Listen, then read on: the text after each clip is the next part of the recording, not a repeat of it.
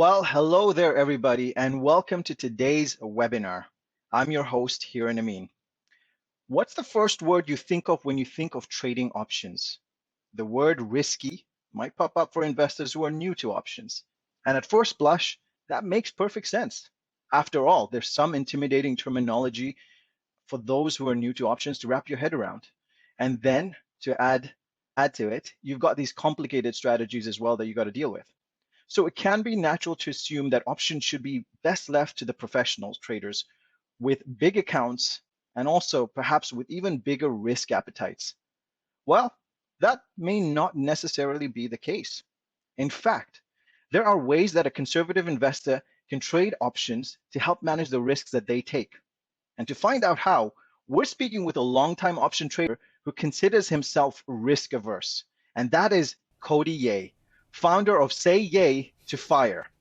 Now, Cody uses relatively low risk option strategies to generate income in his portfolio, and he has several techniques that help him limit those risks while doing so.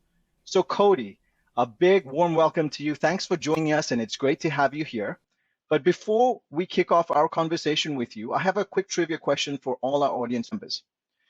According to a study commissioned by the Options Clearing Corporation in 2020, how much does the risk tolerance of an investor who trades options differ from those who do not?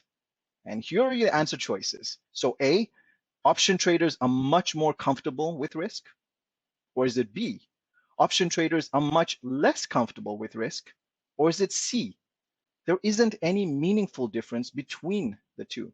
We'll be able to share the answer after our discussion with Cody here, so stay tuned with us for that. But let's get right to our conversation here, Cody. So I wanted to begin by getting you to share a little bit about your backstory. You do have a fascinating one, and how you became an options trader. And it started out as a side hustle before blossoming into the central focus for you for what it is today. So what did your learning journey look like? Starting in 2013, I started investing in, kind of like stable, blue chip, boring stocks like, not to give names, but some bank stocks in Canada and US, and other stable stocks that pay a decent dividend, right? And then not until 2015, I have a chance to meet a friend of a friend who's managing a quite a eight figure, it's actually close to nine figure account, and who was day trading, has no marketing channel, no YouTube, no nothing, just very low key. And I have the chance to learn from her, right? And that's where I learned the systematic of trading and day trading. I did that for 2 years. First it was kind of a small dip, and then eventually after like 4 to 8 months, we start making money, all that. So it was good for 2 years, but I realized that this is not the lifestyle I'm looking for, because what I was doing is I was trading the Asian market. So after work, I spent 1 to 2 hours, reading news, 1 to 2 hours trading, 2 to 3 hours writing reports, reflecting on every single trade, why I enter, what's the reason, what's the graph looks like, and then why I exit and all that. So it's not very sustainable. And that's what I was doing from 2015, 2016. And while I was stabilizing the strategy, I taught a lot of my students right now, and that's why we're going to share today. So we've been finalizing those strategies, stabilizing those strategy since 2016. And, and now I was able to, quit my job by the end of 2019, right before COVID, and helping more people at the same time, having real estate, having this strategy that helps me generate a lot of cash flow to have a lot of multiple stream of income. It's a fascinating story, Cody, and thank you for sharing that with us. Now, Cody, you consider yourself a fairly conservative investor. So limiting risk actually plays a big part in your approach to trading options. So what is your golden rule, if you will, keeping risk in check as you decide which options that you should be trading? How I learned over the years is that it's not how much return you get, it's what kind of risk are you putting yourself in. So for me and for my whole team and for all my alumni and students, is the first thing is we look at how do we preserve our capital. Not necessarily how can we get the most return, but how do we preserve our capital? How can we be wrong and still be right?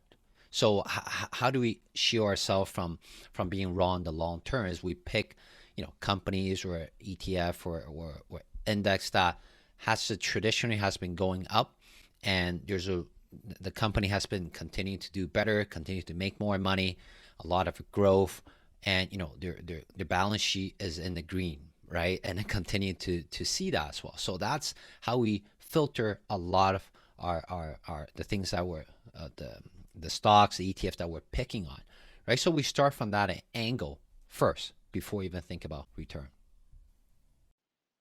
Yeah, and I really like that saying that you said, how can you be right even when you're wrong? So it's a good approach to take.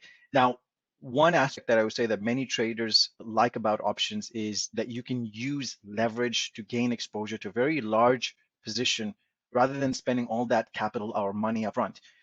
But you, in fact, avoid using leverage altogether. So how is that helping you limit kind of your risk that you take? A lot of people use leverage, use margin, use the money they don't have. When the market is great, they make more money. But when the market turns, they don't even have the chance to hold on to their position because they're a pinch, and their brokers are coming to them and ask for more money. If they don't have it, guess what? They're going to get caught at a big loss at the worst time possible. And a lot of time they know it too, but they don't have a choice, right? So we try to avoid those and take out all the things that could be wrong. Again, we try to be wrong but still be right, right? So those are the things that are just so obvious that we don't use leverage, we don't use margin, even if it's just a black swan event or 1% event. We try to think about those and mitigate those risks and make sure if it ever happened, we'll be the last one standing and we can ride through it, right? Instead of getting pinched and get caught in a big margin loss. Yeah, no, absolutely. And so basically you're preventing yourself from biting off more than you can chew by avoiding margin altogether. Now, on a similar note, how many option positions then are you generally comfortable with kind of trading or holding at a time? If you have a smaller account, it's very tempting to have a lot of shining objects out there, especially a lot of new traders, beginner traders, or even intermediate traders. A lot of time my student would come in and say, Cody, I use your criteria, but I still love a lot of these stocks. I have like 50 stocks on my watch list. I'm so busy reading all the news, keeping up with them. And guess what? Even as like big time fund managers or even as an entity or institutional, they still have a hard time. They have a whole team, right? I have a team of 9 as well, but some of the companies, investing companies, have an even bigger team, but they still have a hard time keeping track of it. So the trick for that, in my opinion, is keep it small. When you keep it small, you really have to choose really hard. If you're adding one stock or one ETF into your portfolio, you have to eliminate one. So that forces you to make really good decision, not just good decision, really good or excellent decision. If you want to add in one, you have to take out another one, right? So really, for me, if you have, in my opinion, 10 stocks maximum, that's really how much a normal human can keep track of and stay on top of things. And you still have a life, right? Not like you're constantly checking your phone, keeping up with everything, right? You still have a life. You just need to check every quarter, make sure the companies are doing well. Still, their guidelines are still what you're looking for. One thing that you also stress that's very important is having that exit strategy. And this goes part of that, creating that plan in place when you're trading options to minimize some of those unnecessary risks. One approach you have is what you call and teach about is your 30-50-80 rule. So what is it, Cody, and how does it work? The moment that say I put on a position, I sell the put option, right? I sell options usually, right? 80% of the time I sell option. After I sell an option, I would turn around and set a stop profit. As in, if I can realize 30% of the premium in a day, let's say if I get paid $100 by selling this option, right? I get paid $100. If I can realize $30 as profit, so if I get paid $100, I can pay back $70 and then profit the difference of $30 in a day, I will take it. Right? Same thing will happen in 2 days. If it's 50%, I can pay $100 up front, I can pay back $50, profit the difference of 50, I'm okay with that in 2 days. But after that, I didn't have a chance to do that with a good till cancel order, then I'll set it as an 80% profit So, a lot of us know the 80-20% rules, right? We're not trying to be very greedy, get all the money at the end because, a lot of more intermediate trader knows that towards the end of expiration, there's going to be a lot more gamma risk, a lot more volatility, right? In terms of premium as well. So every time I can hit 80% profit, as in if I get paid $100 upfront, I can pay back $20 and profit at $80 at any time. I set a good till cancel order to buy back the option I sell, right? So that's just some automatic thing, very mechanical thing I put in so that this is part of my system. It saves me a lot of time, saves me a lot of decision making, so I can move, channel my energy towards other business and health and wealth in my life. Most option traders think like we need to sit there till expiry, to realize this golden profit zone, but you're taking profits off the table as they come, and therefore, in fact, you're the less time spent doing that, you're inadvertently having less risk to deal with in terms of the time factor there. So that's fantastic. Now, let's go into the meat of it. Let's talk about option strategies. And there's a couple that you use that you feel minimize risk and offer also attractive upside potential for you. The first one we're going to talk about is selling cash secured puts on particularly large cap stocks. So those are those fundamentals where you're looking at good fundamental, stocks there. So Cody, if you could tell us what is a cash secured put exactly, and why does this particular strategy appeal to you as a risk averse trader? This term is used very loosely. A lot of people say naked puts. They sell naked puts. They sell cash secured puts. The reason why we put in cash secured puts is because, like I said, we don't use margin. We always make sure we have the money in our account at any time to buy 100 shares after that put contract we sell because we're kind of obligated to buy that 100 shares really at any time if it goes below, right? Someone on the other side can assign us those shares. So that's the first thing. There's very loose term, and I only do cash secured puts. I make sure I have the cash in my account, not naked puts. Okay, so that's first thing. Second thing is because, like I mentioned earlier, 85% of the contract expire worthless according to CBOE. So what does that mean? I want to be on the winning side. I want to put the odds in my favor. I want to be right even if I'm wrong. Right? So how do I do that? I stay on the right side. If 85% chance that option expire worthless, that means 85% chance that I can keep all the premium. So that means 85% chance I can keep all the cash flow. Now that already significantly increase my winning success rate. So on top of that, then we pick blue chip company, good company, continue to grow long term. The balance sheet looks great, very steady grow, right? And then the chart looks great. And that's why I really like this strategy. The worst case for us is that, hey, we can buy a stock we want to buy anyway, but now we can potentially buy it at a cheaper price. We kind of think of it as putting a limit order in to buy a stock. If you think of it that way, but the only difference is that you're getting paid to put your limit order in because you're still able to buy the stock, hopefully at the price you want. If it doesn't get there, well, you get to keep what you got paid there. So now, one thing you alluded to, Cody, when we were discussing a little bit early on was volatility. You briefly touched upon volatility. Now, price volatility, often underlying share, often is a key risk for traders, right? When you're considering this strategy, because obviously when we're doing this, we want it to, as you mentioned, expire out of that money. So what kind of things are you doing to limit your exposure to volatility there? I've seen a lot of traders, investors, when they first started, they tend to kind of get attracted to, like those highly speculative names that keep showing up in the news. Um, and a lot of time, those stocks can go up really quick or come down really quick. There's a lot of greed and a lot of fear in those stocks, but really it doesn't have much of a fundamental, right? So again, I focus on fundamentals. So I want to make sure I'm right, even if I'm still wrong in the long term. So I focus only on very strong companies. It could be more boring stocks, right? Blue chip stocks are kind of boring, but they pay a decent dividend. Some of them don't, but I know the business are growing. A lot of speculative stocks that has a lot of volatility, which you can get paid more in premium, but you're bearing the risk that maybe if the stock comes down because of the fear, because of the greed, it might never come back. Yeah. No, and I like how you make that distinction because oftentimes we get caught up not knowing why a stock is going up. Is it, and you always got to ask yourself that question, is it due to fundamentals or is volatility driving up that price? And because, as we know, volatility, certainly gives us attractive premiums there. So it's always focus on the fundamentals there and kind of, take out volatility out of the equation. So this comes up often, Cody. Something that trips up a lot of option traders is choosing a strike price. So how do you decide on a strike price that you're going to be relatively comfortable knowing that it won't be reached? In other words, that it's going to remain out of the money, but still offer you an attractive premium to make the trade worthwhile.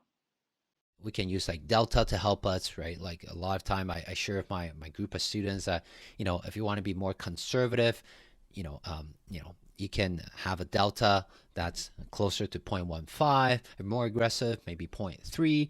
Again, between 0.15 to 0.3 could be a really sweet spot. But if you're really aggressive, that's at the bottom, you see some reversal in the technical charts. Yeah, you can go closer to the money, maybe 0.3 to 0.5.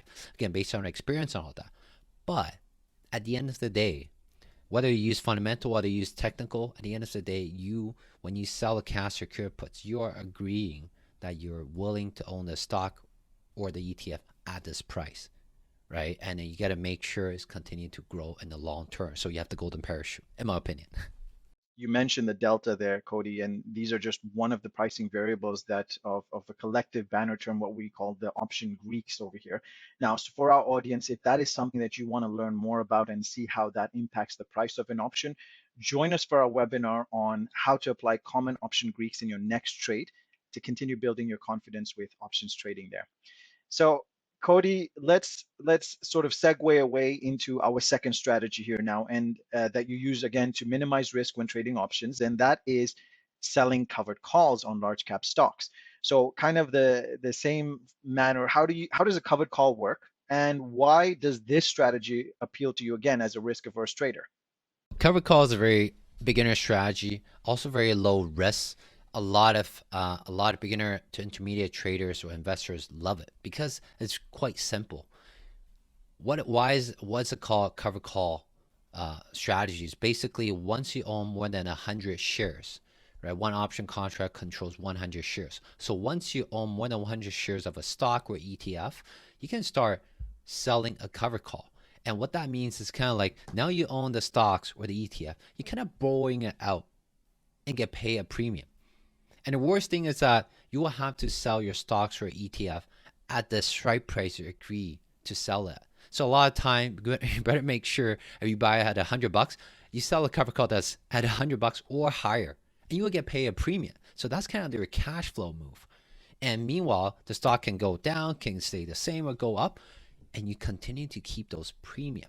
And the worst thing that can happen is you give away the stocks at the price you bought, but you keep all the premium, or you can even agree to give away the stocks at an even much higher price where you keep the premium and you still have the appreciation, right? So in a lot of beginner or intermediate trader investor, this is the lowest risk strategy as long as you make sure you sell a cover call at a strike price higher than your average price that you bought the stock or ETF for. Another thing that a lot of traders like to think of selling a covered call is like you're almost creating like the synthetic dividend. So if you have a security perhaps that doesn't pay a dividend, by doing the strategy, not only you're collecting these dividends from a stock that typically doesn't pay it, so now creating this income stream through it as well. Now let's talk about market conditions, which is kind of important as well. So which type of market conditions do you feel most limit risks when you're selling these covered calls then? Let's say if I bought the stock for $100, now I sell a cover call for 102. The ideal case where I make the most money is the stock expired like at $101.99. That's the ideal case where I still keep my stocks, I keep all the premium, every quarter I get paid dividend, and then once after it expire, the next day I can sell another cover call, right, around 102 or higher, right? So that's the ideal case scenario. So really in this case, if the stock goes down, we're fine. Stock stays the same, we're fine. The really time that you're kind of like, I'm missing out. You're not losing. I'm missing out on profit is if you sell it, the same example, you bought a stock at $100, right? You sell the cover call at 102. The only scenario you kind of want to kick yourself in the butt is kind of like the stock went up to 110 and kind of limiting your profits at 102. right? If you get, if the stock goes up to 110 by expiration day, you still giving away your stocks at 102, but you're still keeping on the premium you get paid by doing this. You still get the appreciation of that $2 times by 100, which is $200, and you're kind of missing out, right? So I would say the best situation for using a cover call is kind of when it's flat or it's a little bit more bearish side of things, right? When it's really bullish, or we're coming out of a reversal pattern, when we're coming out of recovery, I will try to limit my cover call. If I have multiple position, I'll probably just put a cover call on a few, but not all of it. So again, I can be right even though I'm still wrong. So if I get called away, I still have multiple positions. So I don't put everything on cover call just because I want to earn a bit of dollar, right? So because appreciation is ultimately what makes you the most money. Or you can be really mechanical, really just I always sell out of money cover call. If I own the stocks at 100, I always sell at 102 to 105. I can close my eyes. Even if I'm wrong, I get called away at a higher price, I still keep the premium. I still have the appreciation. So that could be a really easy strategy without thinking too much, right? If I really get called away, guess what? I'll buy the stocks back and then do that rinse and repeat, right? And a lot of people do that too. That's a very easy way to make extra cash flow as well. Yeah. And just on that note, actually, and thanks for explaining that strategy to us, Cody. So for again, for our audience, if you are looking for a more hands-off way of tapping into options trading, make sure to check out our webinar on how to generate passive options income on a budget that will be airing there. So look out on the schedule for that. Now, Cody, we've talked a lot about, steps traders can take to minimize risk. However, you also caution against trying to make too many adjustments to a position. So, how do you think, in your opinion, can that actually increase a trader's risk? Every trade you make, you pay a commission. You gotta know what's the percentage of commission you're paying even before you start making the profit, right? So if you're paying more commission, you gotta be more careful. You gotta be less active. Otherwise, if you're getting paid a premium of $20 and you pay $10 for the commission, guess what?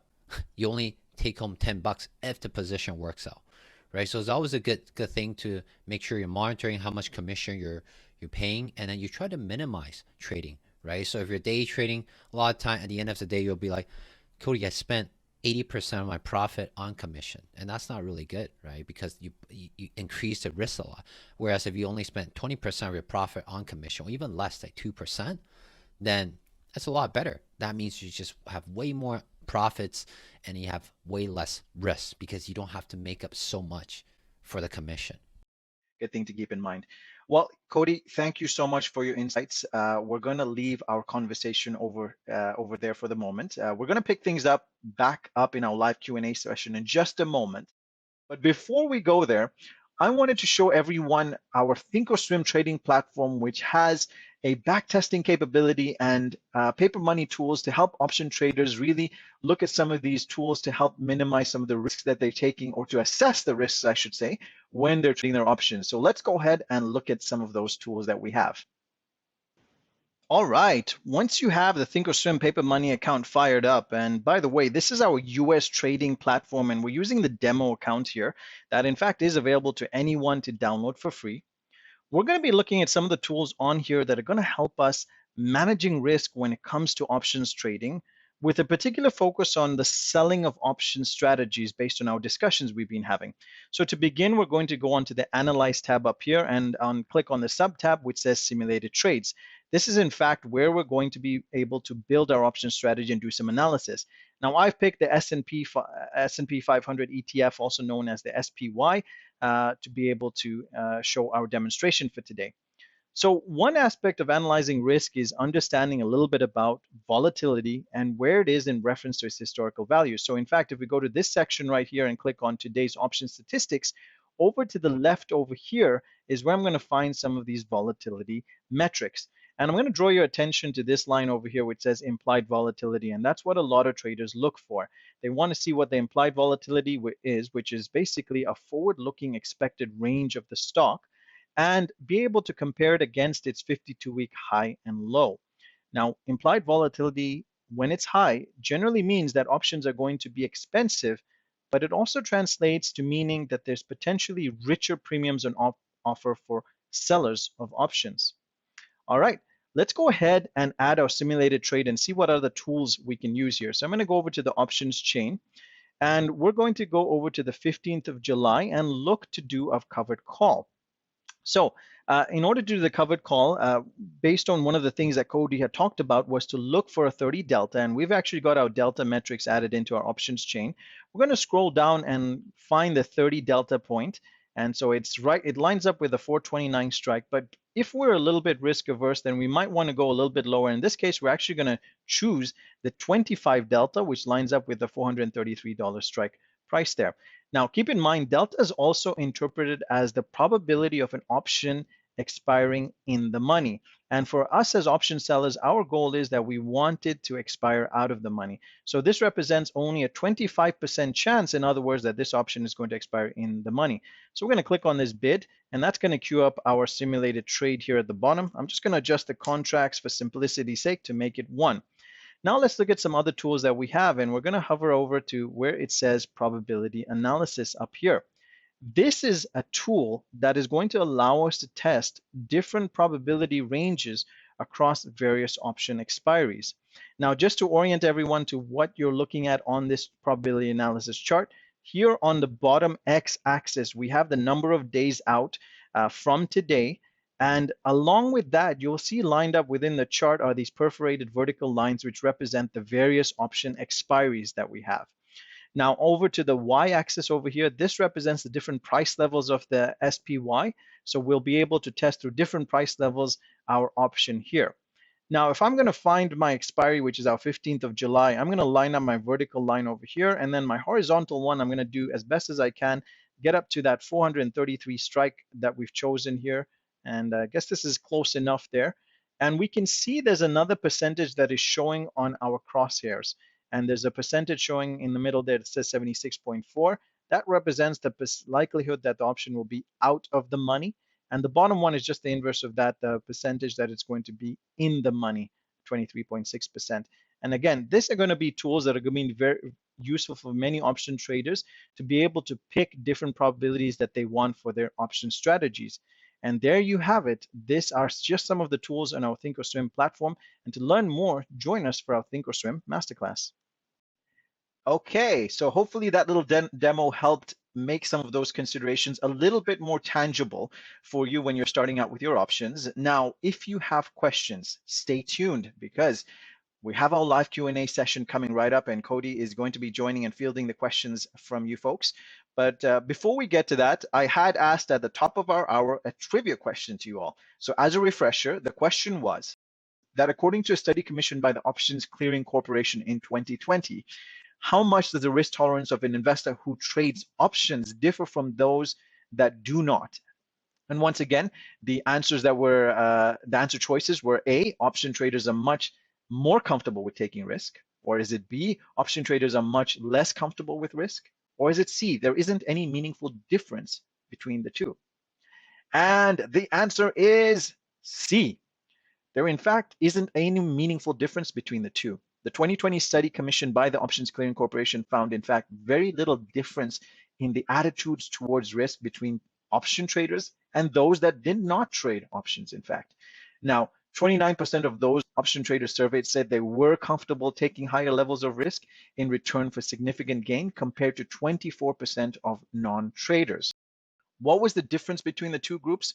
That was their attitude towards the riskiness of options in general and their knowledge of investing. And those who trade options perceived them as less risky and reported higher levels of investing knowledge than those who hadn't traded options before.